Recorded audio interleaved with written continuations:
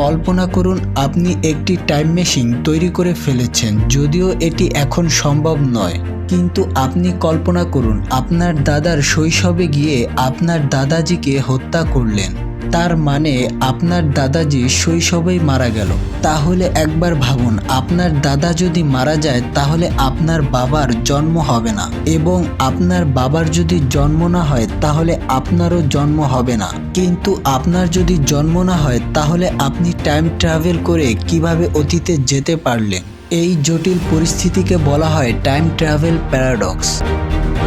গবেষকদের মতে যখন আপনি টাইম ট্রাভেল করেন তখন আপনার নিজের মহাকাশে নয়, বরং অন্য মহাকাশে চলে যান, এবং সেই মহাকাশে আপনি যা পরিবর্তন করেন তার কোনো প্রভাব আপনার মহাকাশে পড়বে না।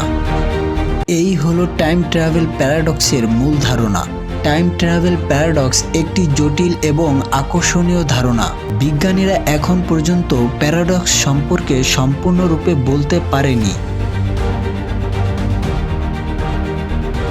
ভিডিওটি ভালো লাগলে সাবস্ক্রাইব করতে ভুলবেন না। দেখা হচ্ছে পরবর্তী কোনো ভিডিওতে।